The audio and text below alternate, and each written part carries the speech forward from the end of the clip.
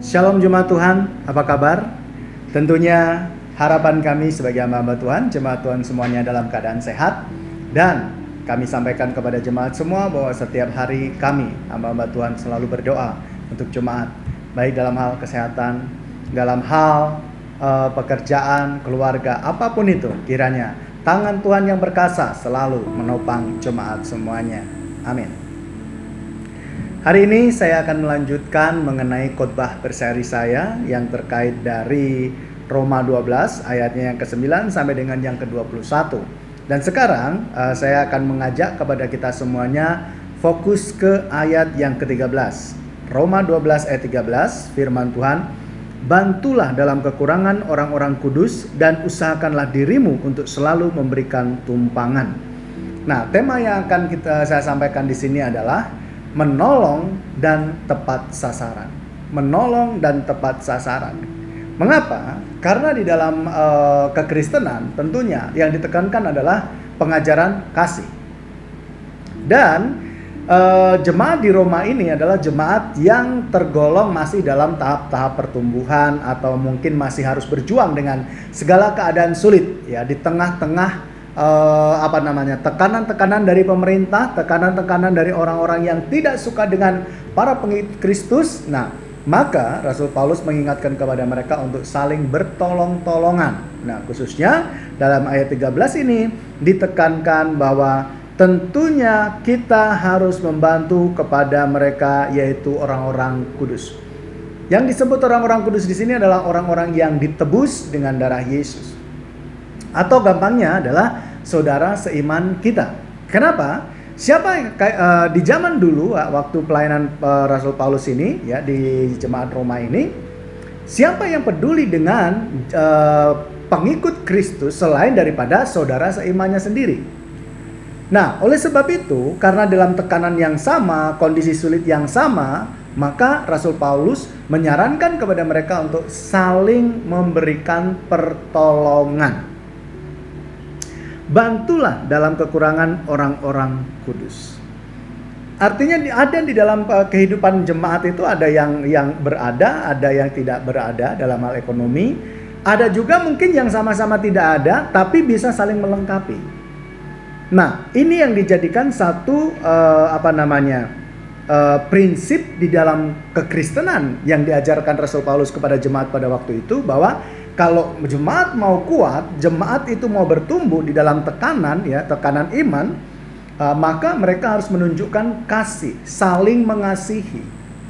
Lalu kemudian di situ dilanjutkan juga, dan usahakanlah dirimu untuk selalu memberi tumpangan. Ya, mungkin pada waktu itu, mungkin pada zaman penderitaan jemaat yang ada di Roma pada waktu itu, ada yang rumahnya mungkin disita, mungkin ya. Ada juga yang mengalami keadaan sulit yang harus keluar dari rumah dan tidak ada tempat tinggal. Sehingga melihat kondisi seperti itu, Rasul Paulus mengingatkan sebagai jemaat yang kuat di dalam Kristus harus memberikan tumpangan.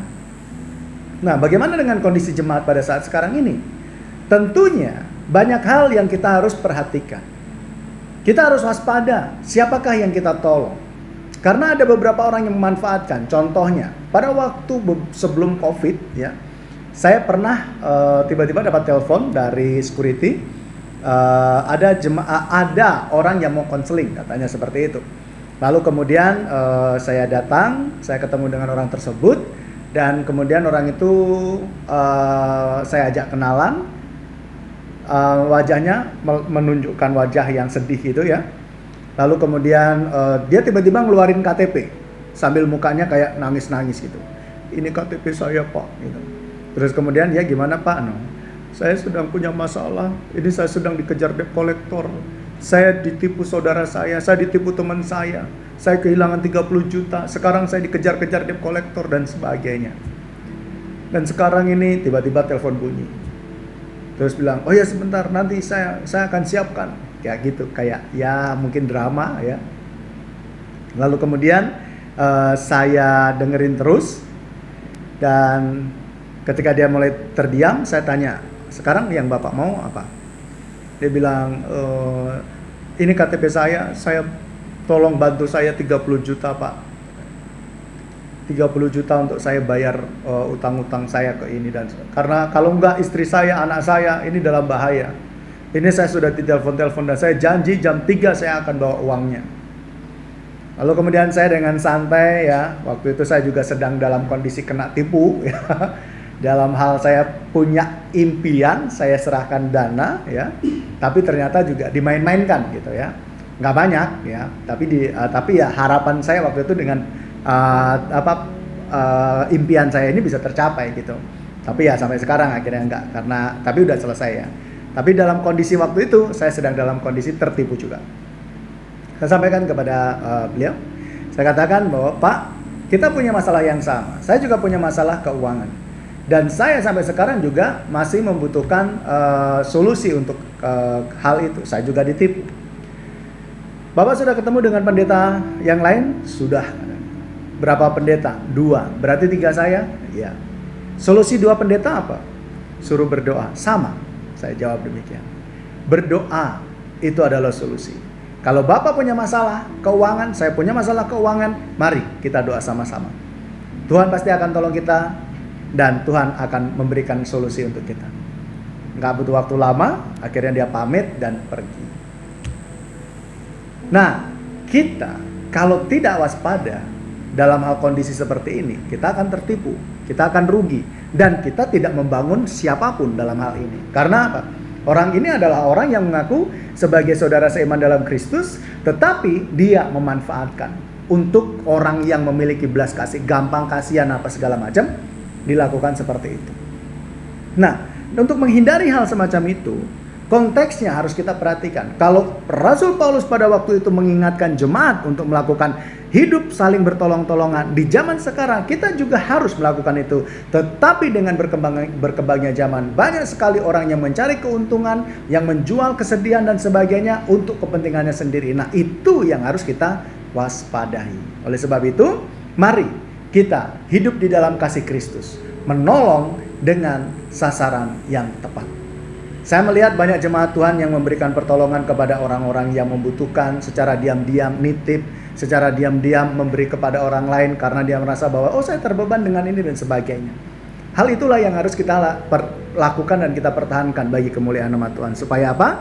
Orang yang mengalami persoalan atau kesulitan, mereka melihat tangan Tuhan yang besar itu nyata di dalam kehidupan kita yang peduli terhadap saudara seiman yang dalam keadaan sulit tersebut.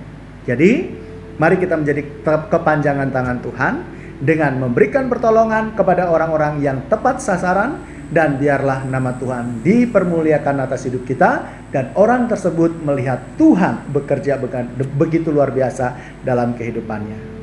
Mari kita berdoa.